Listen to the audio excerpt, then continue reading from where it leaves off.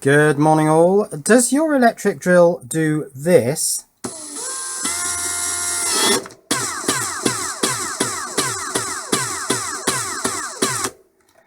Mine does.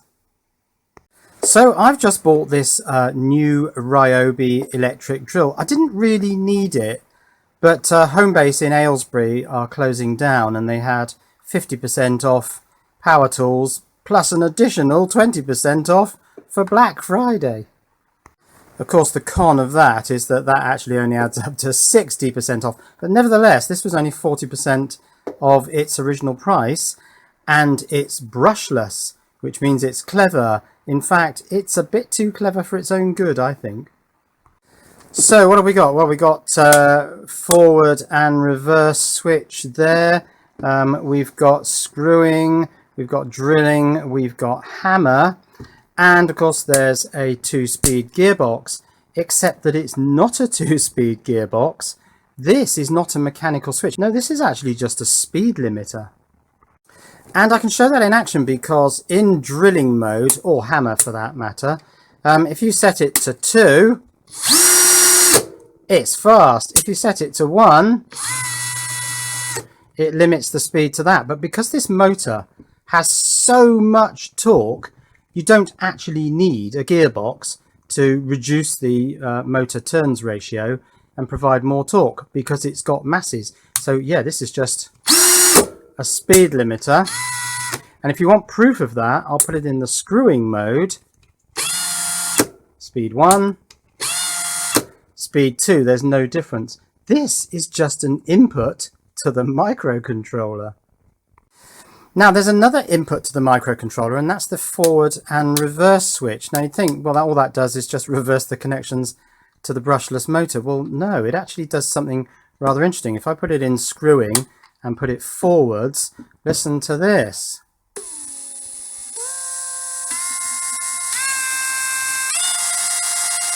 There are 5 distinct speeds as I pull the trigger. But if I put it in reverse,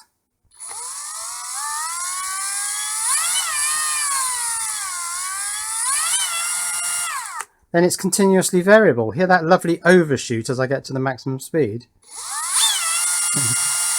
And that's because in screwing mode, it's limited to effectively gearbox ratio 1. There is no ratio 2. You probably also noticed the little LED light there that comes on. Oh, actually, I think that might have, and it stays on after you've finished doing whatever you're doing. I think that might come on even before you get the drill turning so that you can line things up with the light. I have to check that. Yes, you can turn the light on before you turn the motor on. Fantastic. Incidentally, if you think I'm going to take this apart, forget it. I'm not taking my new Ryobi brushless drill apart, so if that's what you want to see, you can stop watching now. But interestingly, why do you think they have 5 distinct speeds in forwards and continuously variable in reverse? That's weird. Maybe it's something to do with this e-torque thing, which I can only get to work sometimes. Oh, there it goes. See, the idea is, it says in the manual that you drive your screw into your piece of wood and this will drive it in flush, and then once it's driven in flush, you get these additional sort of hammer action knocks to drive it in a bit further, and it kind of works some of the time. So let's give it a try on this piece of wood. And these are 3.9mm, 25 long. They're actually plasterboard screws, but it doesn't really matter. PH2 slot in the top. This is a PH2 bit. Let's see whether it does this thing where it drives them in flush and then bangs them. Yeah, that seems to work. It's playing havoc with my mat. Let's try another one. I'll do it at a slower speed. Now, at a slower speed, it didn't drive it all the way in, but it is doing the hammer action thing. Oh, it didn't like that, does it? Okay, let's do another one. I'll do it a bit quicker this time. Now you see that hasn't gone in before it's done the electronic torque thing and started doing the hammer action, so it doesn't always work. It's a little bit hit and miss. I'll do a couple more and I'll do them at maximum speed, and I'll try and get them in square. I wasn't doing them square because you can't really see it if I do them square, but so with one hammer, yeah, that's pretty flush. Let's do one more. Yeah, it kind of works if you do it at full speed. If you do it slowly though, I mean, maybe that affects the level of torque, the level of speed that you do it at. Maybe that's why there are only 5 speeds, because the microcontroller only has sort of 5 different kind of responses to stopping with the e-torque system and then whacking it with this sort of hammer action thing. Who knows? There's nothing in the manual actually. Now there is one thing that's still mechanical, and that's probably a good thing. If I put it into screwing, that only pushes back that far. If I put it in hammer, it pushes back a bit further, and that's so that it can touch the sort of serrated back plate for the hammer action. So we shouldn't get a hammer action there, and we should there. Yeah, that kind of works. So that's mechanical. So what do you think? Is this thing a bit too clever for its own good? Am I going to have to learn to get used to this e-torque system? Does it depend on which of those 5? I mean, maybe that's it. Maybe you are supposed to pull it to one of those 5 settings to get the different levels of torque for the particular screw you've got and the particular piece of timber. I don't know. And as I say, it doesn't say much in the manual. What I do like about this brushless drill is that it has no gearbox. It's very, very short front to back. I'll compare it with another drill in a moment. And the power of this motor is phenomenal. And the range of speeds, I mean, if I run this up in drill from the very slowest, which is that, in second gear, so it will go to the fastest.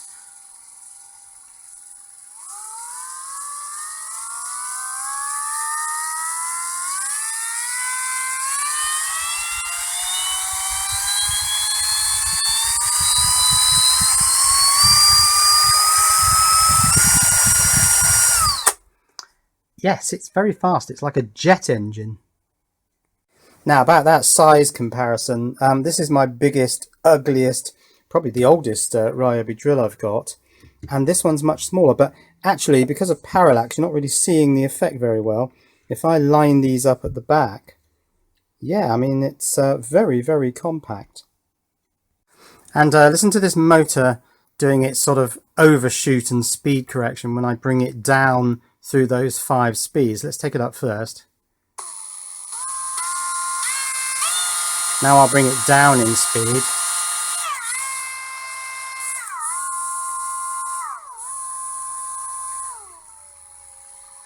I mean, it's like nothing you've ever heard before. So what do you think of electric drills with e-torque?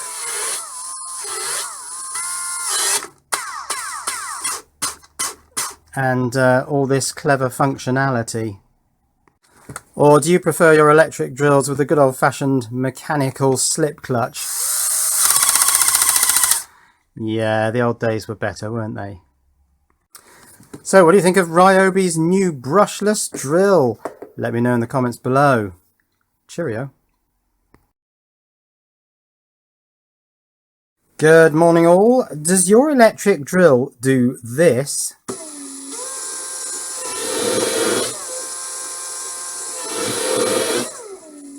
Not that, yeah. Good morning all. Does your electric drill do this? Good morning all. Does your electric drill do this?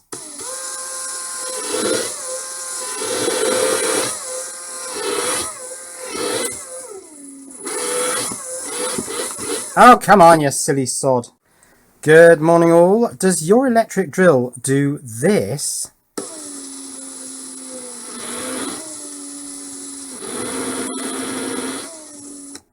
No, it won't do it. What's the matter with it? Good morning all. Does your electric drill do this?